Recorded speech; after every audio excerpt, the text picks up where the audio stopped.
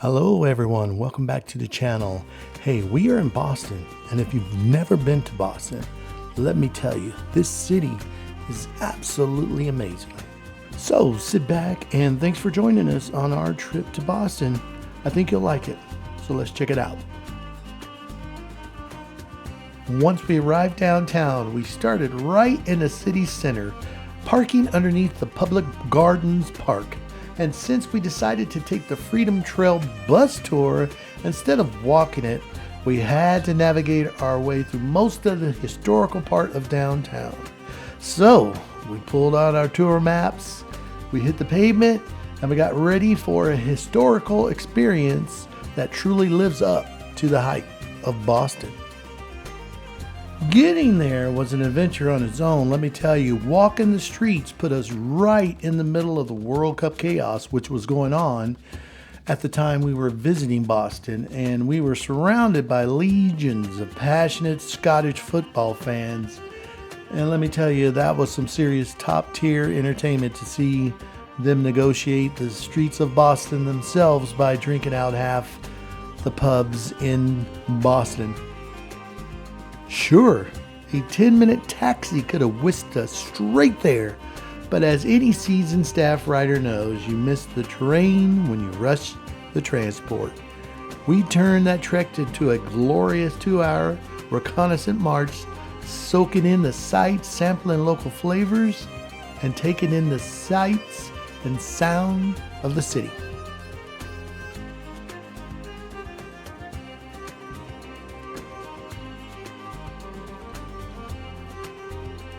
As we navigated through the downtown corridor, we kept bumping into World Cup fan zones. It was amazing watching the sheer chaos and excitement of the games playing out live on the streets. Gave you the whole city. It was completely energetic, magical energy. Talk about top tier entertainment without having to pay for it. With all that walking, by then my internal clock hit high noon, and you never conduct operations like this on an empty stomach. So we spotted the Salty Dog seafood bar and immediately secured a table. Now I kept it traditional, crisp golden plate of classic fish and chips. My wife, however, played high stakes strategy and ordered the fresh seafood platter, which I executed a quick joint operation maneuver and commandeered half her plate. It was delicious. Zero regrets. It was absolutely perfection. With our bellies full and our hunger situation under control, we checked the clock and we hit the streets to the bus tour area. Now you can pay at the buses or pay online before you arrive.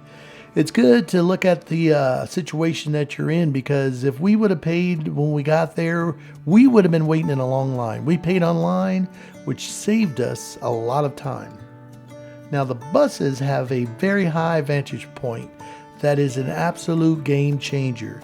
It gave us an unobstructed 360-degree view of the entire Freedom Trail without wearing out our boots and our shoes. And let me tell you, stubbing your toes on those legendary 18th century cobblestone streets, I'm telling you what, my feet were killing me. And I'm pretty sure these streets were designed strictly for an anti-infantry defense mechanism. It was crazy.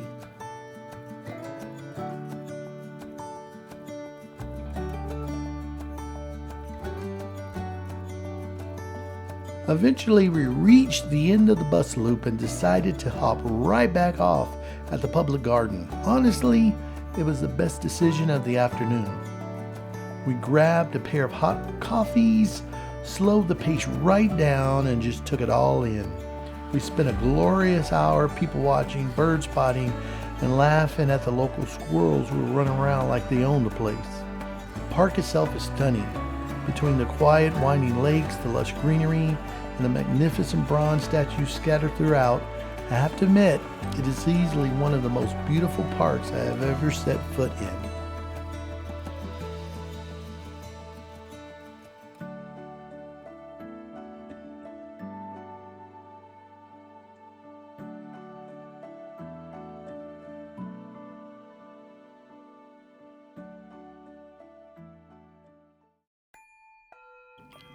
Now it was off to the Black Heritage Trail, a trail within a trail that tells the story of black Bostonians who fought for freedom long before the rest of the country caught up. Just a short walk up these hills sit the historical African Meeting House, the crown jewel of the Heritage Trail and the oldest surviving black church building in America. Back in 1863, during the dark days of the Civil War, the scared ground served as a primary recruitment station for the legendary 54th Massachusetts Infantry, the first official all-black regiment raised in the North for the Union Army.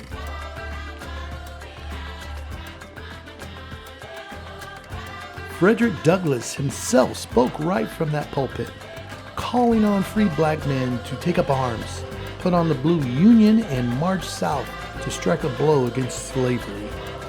Men traveled from all across the country and even Canada just to sign their names on the muster rolls in this very room. Walking back to the car, we stumbled upon a massive, passionate crowd of Albanian Americans marching right through the center of Boston to the park. They were striking loud, unified voices, protesting their home government's push to hand over Albania's pristine coastal islands to the ultra-wealthy developers for luxury resorts. Standing there watching them, it hit me right in the chest. Here were modern citizens fighting for their land, sovereignty, and freedom of their country overseas, doing it on the exact same soil where American freedoms was forged nearly 250 years ago. Trying to get people's faces. Very easy to spot if you're looking.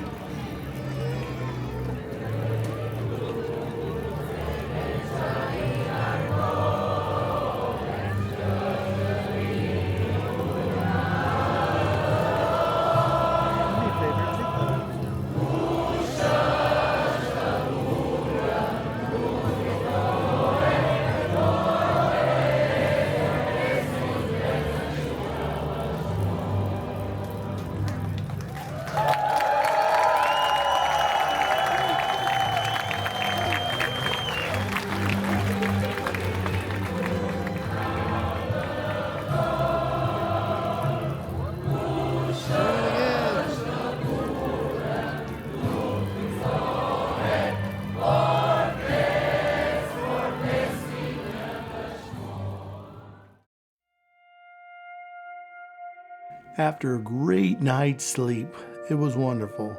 All that walking, man, our feet were killing us. But we knew we had to go to the Charleston Navy Yard to see the historic USS Constitution. Old Ironside, that's the Constitution's nickname, and it was launched in 1797.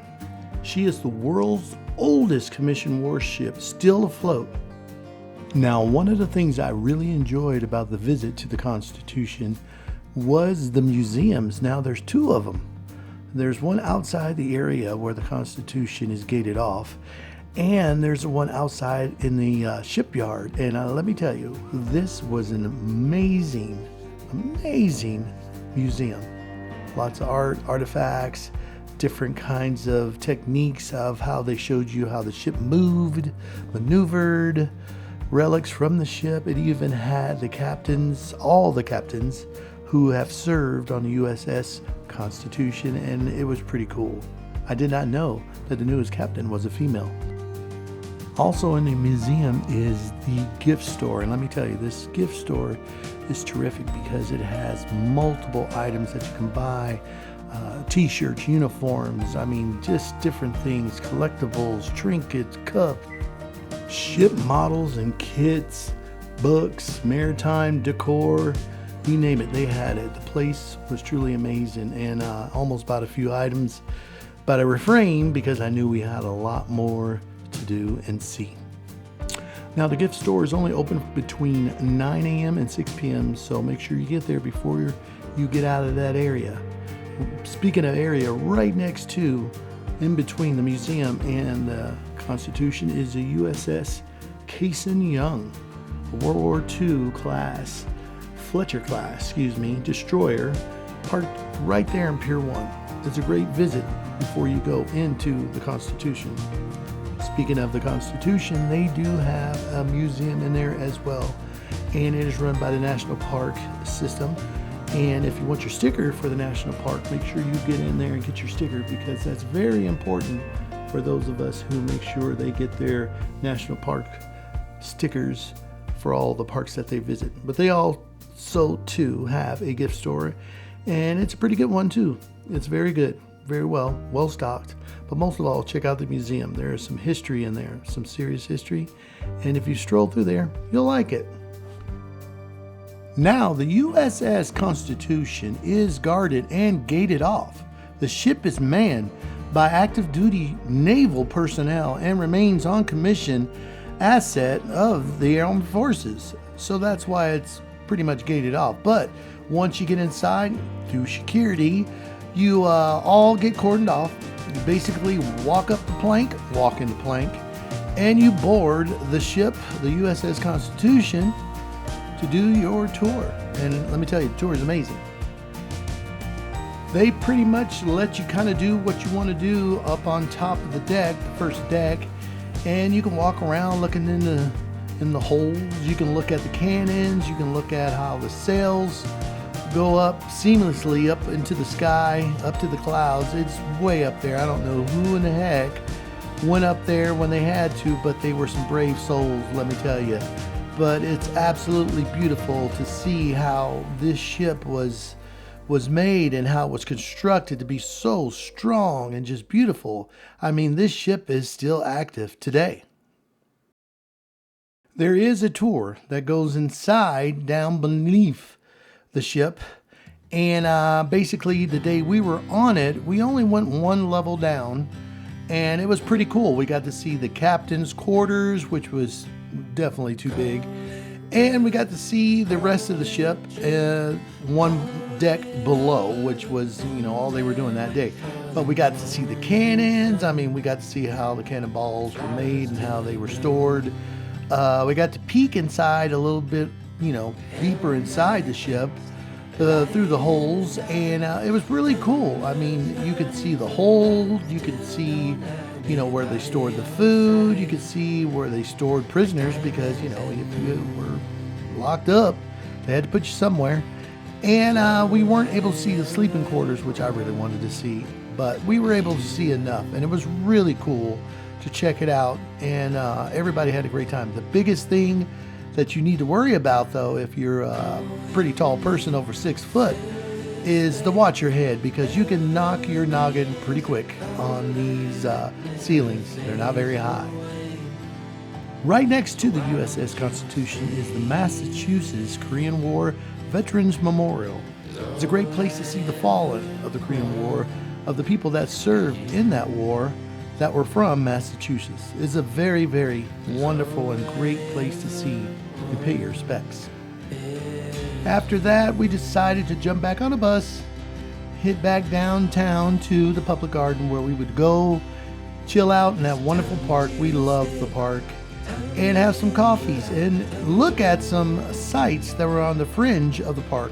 One of them was the Cheers bar from the TV shows Cheers. It was amazing to go see some place you watched on TV all your life. It was really cool. My wife absolutely loved it. And we went to the gift store, got some trinkets. It was really cool. We decided to go into the bar as well, but it was completely packed. So we decided to just go ahead and leave and go get some food and walk a little bit more around Boston. So we decided to keep on stepping, and we walked around until we found a really nice place where we thought we can get some nice food and just chill. Little did we know, we walked upon history. We went to the Omni Parker House, a legendary historical luxury hotel located right in the downtown heart of Boston. And let me tell you, I had some of the best clam chowder I've ever had in my life. Not to be outdone, my wife had the Boston cream pie. This hotel is famous for inventing the Boston cream pie. And let me tell you, it was amazing. I must admit, it was amazing. After that lovely meal, we decided to walk a little bit around the hotel and see the sights and sounds. It is a famous hotel. The likes of Charles Dickens, John F. Kennedy, Malcolm X, even Ho Chi Minh has stayed or worked in this hotel. Truly the jewel of America. That's it for this trip. Remember to like and subscribe and stay tuned for more adventures. And remember, keep it simple and keep moving.